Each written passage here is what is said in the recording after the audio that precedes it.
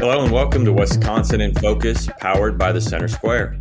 I'm J.D. Davidson, regional editor for the Center Square. Dan McCaleb has the day off. Joining me today is Ben Yount, Wisconsin correspondent for the Center Square. Ben, how are things? We're trying to figure out just how much Chinese food we need for Christmas Eve. Because I'm not cooking. I made a big thing on Thanksgiving, not cooking for Christmas or Christmas Eve. But we always do the same thing. We order too much, and then for some reason it just never heats up right. Leftover egg rolls, leftover pork fried rice gets a little dry. So we got to hit that sweet spot, but where everybody gets what they want. And that's the other problem. Got to convince people to not order things like sweet and sour chicken, because that's essentially chicken nuggets with orange sauce. But the first world nature of my life, JD, the first world nature. That's fascinating. My fiance has always had Chinese food for Christmas Eve, and I had never heard of anybody else having Chinese food for Christmas Eve. Now, we do a nice brunch on Christmas, but then I'm trying to figure out, I spent a lot of years in Texas, so Christmas dinner was always tamales. I haven't ventured into trying to make those myself, but we were thinking Cajun or Mexican or something quick and easy to do on Christmas Day, because nobody wants to cook that day.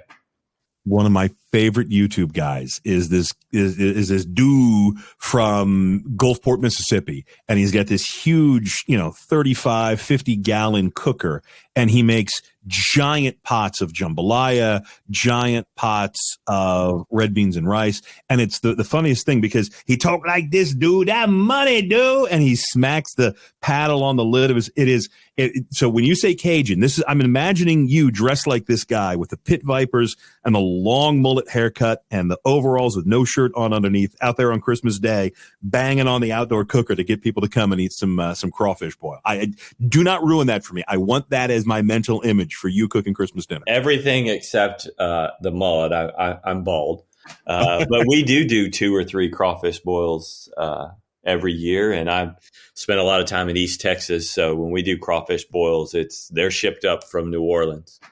So we're thinking maybe crawfish, maybe muffaladas, red beans and rice. All right, we'll be over. So that'll be it. Hey, we are recording this on Thursday, December 21st, 2023. And Ben, communities across the country are concerned about violence. One Wisconsin Democrat said this week that it's a public health issue. Her idea is to take something that's already happening in Milwaukee and Madison and make it statewide. Tell us a little bit more about her idea and what the office in those 2 cities actually does. The Office of Violence Prevention is supposed to prevent violence. I know that sounds like sort of a schmarmy answer, but the reality is that we don't really know what the Office of Violence Prevention in either Milwaukee or Madison does. They track a lot of stats.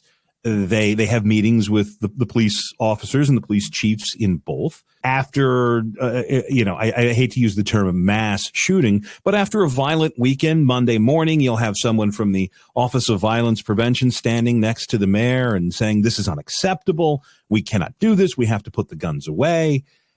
But Milwaukee and Madison are seeing spikes in violent crime. Milwaukee had a record year for homicides in 2019, 2020, and 2021.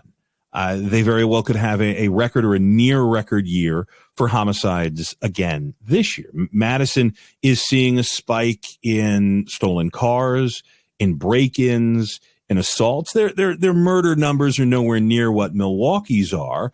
But both of these communities are seeing an awful lot of violent crime, and more people are saying that they don't feel safe in those cities.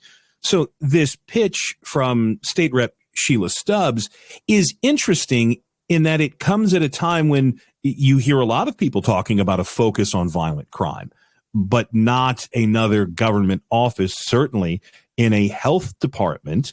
The Republican approach would rather be stiffer sentences, more prosecutions as part of their crime package. They wanted to impose a state law that wouldn't allow prosecutors to plead away serious gun charges.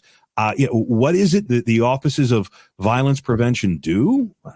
if you were to throw that out on Twitter to steal the snarky line, the answer would be, well, they don't appear to prevent much violence at all. It seems like everybody is just throwing darts at the violence issue. And I don't have a good answer for it. And obviously, I don't think anybody else does.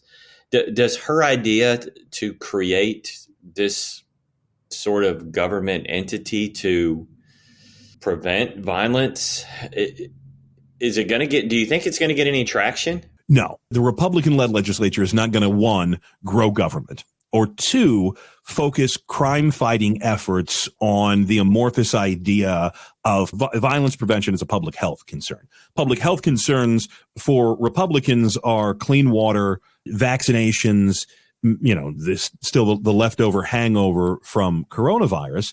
But there's very little appetite to once again go after the idea of violence prevention, because that comes down to, okay, so great, wonderful. We all agree. There's no one who is seeing, well, I mean, maybe we should just allow violence to happen.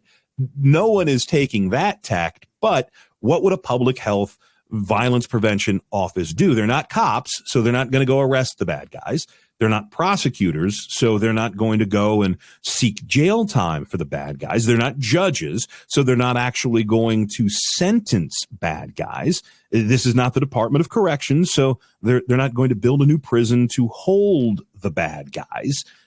What we have typically seen is, press releases and news conferences. We've seen this play out, and you hit it on the head that, nobody really knows how to prevent violence. There is the broken windows theory of policing, that when you allow people to break windows, next thing you know, they burn that abandoned building down. When you see young people arrested at 10 or 12 or 13 for carrying a gun, and then you see them arrested at 16 or 17 or 18 for robbing someone with that gun, and then you see them at 23, 24, 25 kill someone with that gun. At some point, could there have been an intervention? Same thing with the spike in stolen cars. Only 2% of car thefts in Milwaukee end with a conviction. And, so when the system starts to become, you can get away with some of these crimes, or, the bad guys know they're not really gonna get punished, but that's the split. Right? You can't predict which kid is going to steal that car and learn his lesson, and which kid is going to steal that car and become a lifelong criminal. You don't know who's going to get into a domestic violence incident on a Friday night. You don't know which drug dealer is going to get blown away on an early Sunday morning. And that's the difficulty of preventing crime. And look, this all is contextual. That, Shelia Stubbs wanted to be the head of public health in Dane County, but Dane County commissioners passed up her opportunity. She's not going to get to be Dane County executive because that's going to go to another Democrat. The city of Milwaukee is moving its Office of Violence Prevention out of the health department and under the mayor's control. So this idea of an Office of Violence Prevention, it's a political football, maybe a political orphan in some ways. But this is an idea that a lot of Democratic cities, a lot of Democratic states, they do it. And, no good idea doesn't get copied at a state capitol, Republican or Democrat. And so, the interesting part of this conversation is also sort of contextual and not, based in what they actually did, what this actually would do. Well, we don't have the answers, obviously, because nobody has the answers. But that's all the time we have. Listeners can keep up with this story and more at thecentersquare.com. For Ben Yount, I'm J.D. Davidson. Thanks for listening, and please subscribe. Are you tired of news that puts politics over people?